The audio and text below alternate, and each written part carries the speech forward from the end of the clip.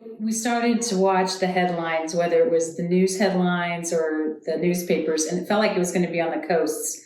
And then the reality that it was coming into central Nebraska, it was almost shocking. I mean, it's almost like you were frozen, and you wondered if it really was going to make an impact here, or was it just a bunch of hype? And then things started to close down, and it just felt very real all of a sudden.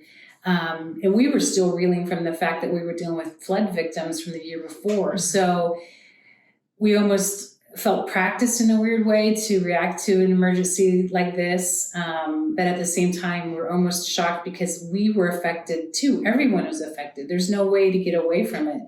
And so I would say, yes, mid-March, we started to say, wow, this is coming to Kearney, Nebraska. It's everywhere, and this is going to be pretty serious. At first, we talked as a board and as an organization, do we react or do we be proactive? And we decided to react.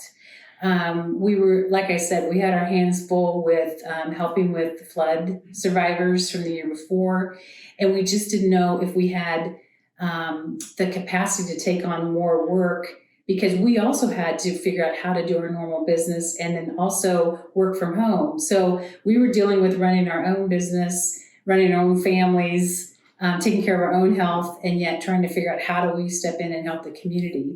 So things kind of figured their way out, and maybe the two major things that we helped with right off the bat were because people said, hey, what if we, partnered with the Community Foundation and we were able to help our community in need? And the first thing was an idea called Pay It Sideways, and it came from our past executive director, Marge Lauer, and our past board member, Sherry Morrow, and they said, we're getting the stimulus check. It's something that we didn't plan on. We have planned to a point where we don't need these type of gifts, but we know there's people that are really in a bad situation, either they've lost hours or they've had a health issue because of COVID.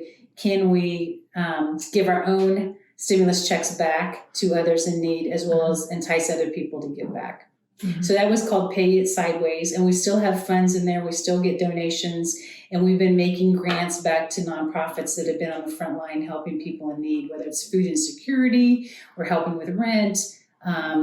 There's been all kinds of different nonprofits that have been helped by that Pay It Sideways effort. Give, Relive is our annual campaign to give back to the community, and we were nervous. We're always a little guarded, right? We don't want to have a stretch goal that's out there that we can't reach. And our community really stepped up, and they've already been helping nonprofits and people directly up to December. But that first Thursday in December, they came out in droves and blew the socks off of any and all goals that we had, any records. I mean, all of our records are broken, and people just gave from the heart like no other time in our history.